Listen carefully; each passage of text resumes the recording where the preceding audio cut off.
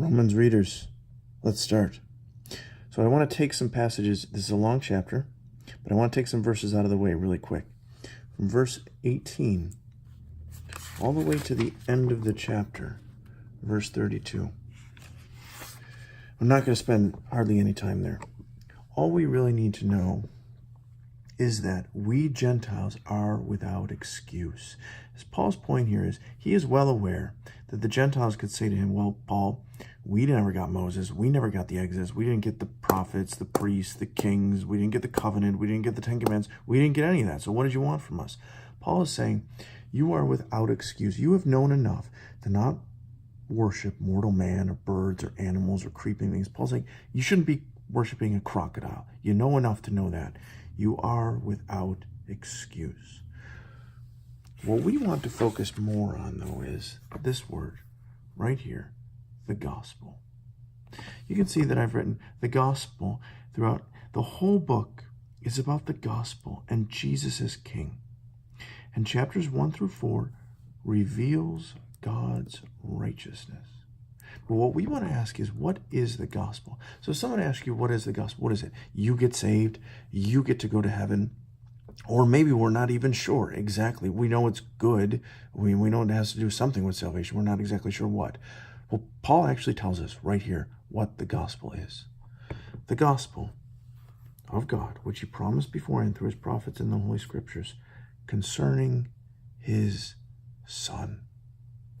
Here's the gospel. The gospel is actually first not about you. The gospel is concerning his Son. The gospel, the good news, is first about Jesus. Paul is saying something here about that then.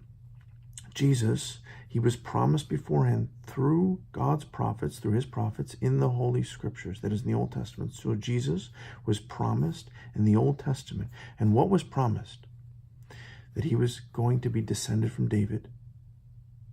So what Paul is saying here is that Jesus, the gospel is about Jesus, and Jesus is a king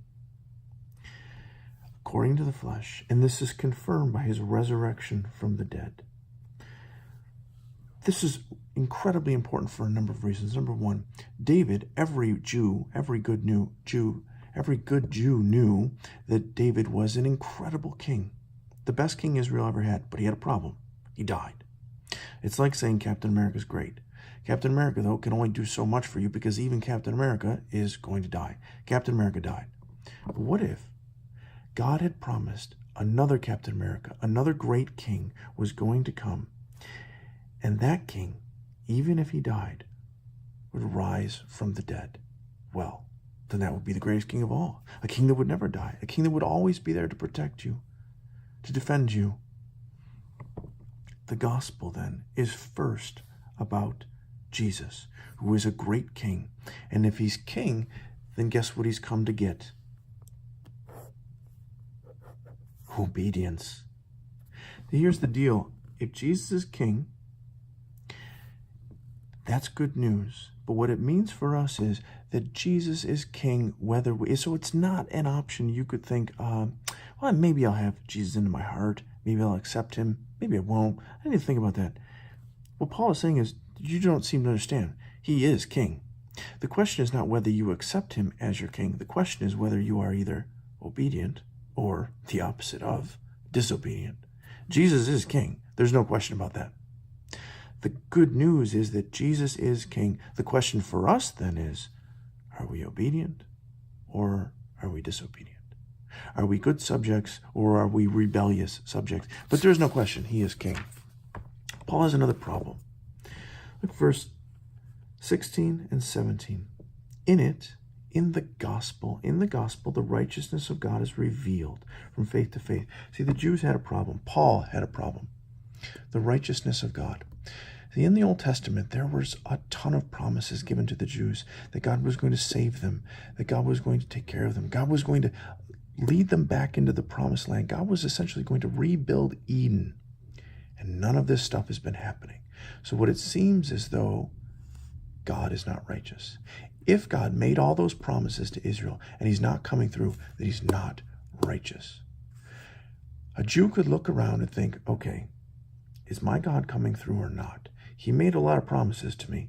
He said he was going to do a lot of stuff for me, and he hasn't. I'm not sure if he's righteous. And what Paul is saying is, in the gospel, and remember, what is the gospel? That Jesus is king.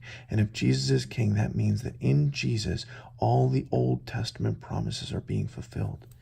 If Jesus is king, then that means Old Testament promises. And if the Old Testament promises are being fulfilled, then our God is righteous. Then our God has never failed us. Then our God has always come through. For in the gospel, the righteousness of God is being revealed from faith to faith.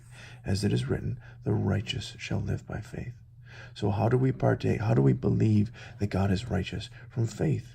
Because we believe that Jesus is king. And if he's king, then he's coming through on all those Old Testament promises. And if he's coming through on all those Old Testament promises, then God is righteous. And how do we get to be a part of this whole plan? How do we get to be a part of the righteousness of God, be good subjects, partake in all those beautiful Old Testament promises? How do we get to be partners in that? From faith for faith, the righteous shall live by faith. Because ask yourself, where is your king? Where is this king? Where is this king that is supposed to be ruling?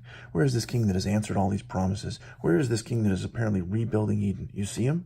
You ever met him? You know where he is? Has he come through for you? Maybe at times. But I'm pretty sure you can't. Can you go to his castle? Can you go see this new Eden? Where is it all? Paul is saying everything hinges on Jesus. If the Old Testament promises are not fulfilled, then God is not righteous. Jesus is fulfilling them. Jesus is king. The promises are fulfilled. God is righteous. But it will take faith to see it. See you tomorrow.